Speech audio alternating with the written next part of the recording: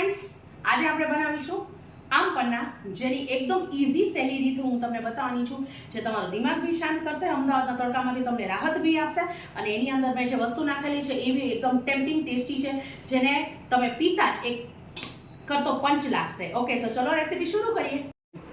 આજે આપણે બનાવ્યું છે હોમમેડ આમ પન્ના. તો એના માટે મેં તોતાપુરી 1 કિલો તોતાપુરી કેરી લઈ લીધી છે, પણ મેં 2 દિવસ પહેલાં લઈને રાખી હતી એટલે મારી થોડીક પાકી ગઈ છે. મેં આના અનઇવન બધા ટુકડા કરેલા છે, કેમ કે આપણે બાફવાની છે એટલા માટે.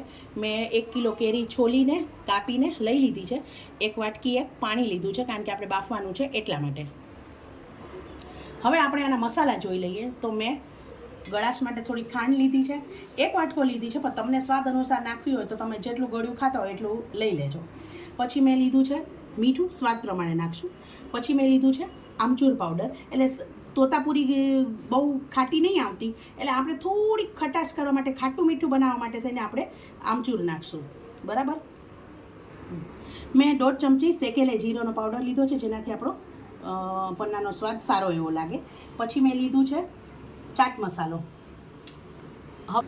હવે મેં થોડું 1.5 ચમચી સંચર પાવડર લીધું છે, પણ એના આપણે સ્વાદ પ્રમાણે નાખવાનું છે. અને થોડાક લીધેલા છે ફુદીનાના પાન, જેથી કરીને કે તમને કેરીનો પન્નો જ્યારે પીઓ ને તો તમને અંદરથી ઠંડક તો લાગે, પણ એનાથી તમને એસિડિટી હોવાના ચાન્સીસ ઓછા રહે.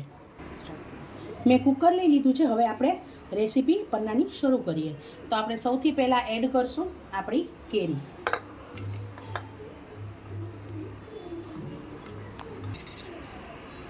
આપણે 1 ચમચી સંચર પાવડર નાખીશું, સ્વાદ અનુસાર મીઠું નાખીશું, આપણે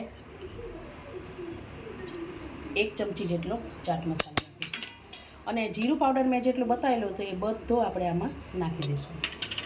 પછી આપણે નાખશું આમચૂર પાવડર, જેટલું મેં બતાવ્યું હતું એ બધું નાખી દઈશું. ફુદીનો નાખી દઈશું. અને હવે લાસ્ટ આપણે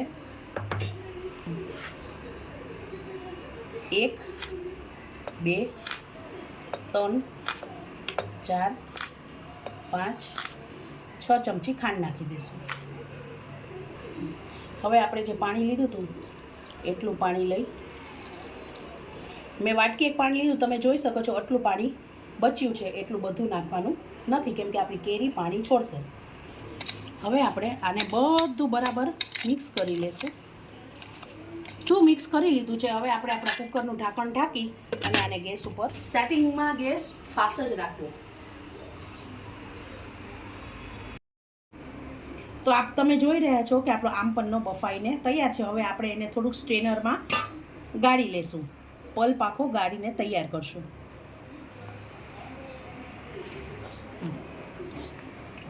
આપણે કુકરમાં આમ પન્નો કરતા હોઈએ છીએ, એટલે આપણે 2 થી 3 સીટી આમ પન્નાની કરી લેવાની છે. ને હવે આપણે આપણો પલ્પ આમ પન્નાનો ગાળી લેશું.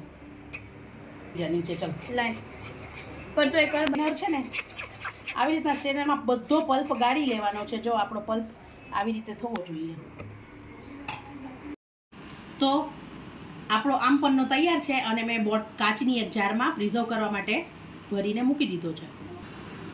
તો હવે આપણે ગાર્નિશિંગ કરશું આમ પન્નાની. મેં આમ પન્નો કાચના ગ્લાસમાં થોડુંક લીંબુ લગાવીને મીઠું મસાલો લઈ લીધું છે, અને હવે આમ પન્નો બી 2-3 ચમચી જેટલો નાખી દીધો છે. અને આપણે આમાં બરફના ક્યુબ્સ નાખી દઈશું.